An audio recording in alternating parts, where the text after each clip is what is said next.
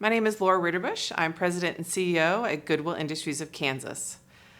I am so proud of Marcus. I reflected back on when I first met Marcus. He came to one of our reentry celebrations a couple of years ago. And unbeknownst to me, he was checking us out. He was trying to make sure he could trust us as an organization that'd be willing to hire someone with a criminal history. Marcus came to us with some really great skills and values from his military service. And we are so grateful that as we've partnered together and as he's come on board as an employee, he has flourished through using those skills, and our values were a great match for him.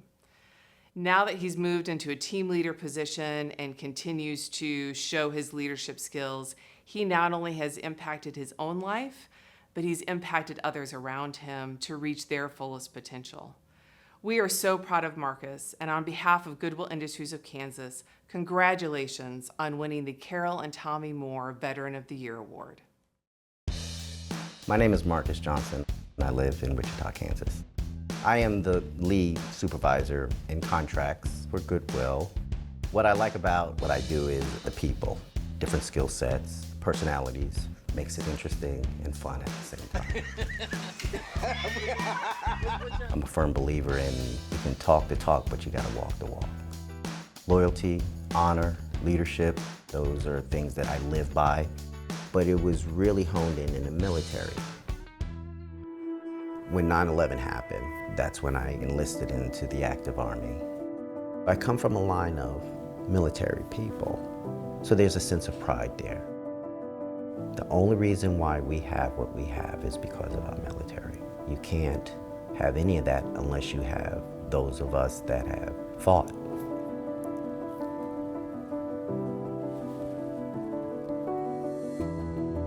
I had reached a certain point in my military career where I could not do my job in the military. Re-entering civilian life from the military, how do you turn the military skill set into a civilian skill set? In Iraq, Saudi, Korea, I could plumb a whole house, but how do you translate military knowledge and education without necessarily a degree or a piece of paper saying you can do it? Poor decisions led me to becoming homeless. It was a lot of sad days, wondering, is this how I'm gonna end up? But my military training brought me back to placing the mission first, setting goals, never accepting defeat. I went to the VA and I explained to them my situation. The VA had a connection with passageways. Part of growing and learning is trusting those around you. And when you've been beaten, broken, it's very hard to find those people. Sean was that person. Our mission is to help end veteran homelessness. Marcus had a lot of potential, and he had just hit so many roadblocks that he needed to win.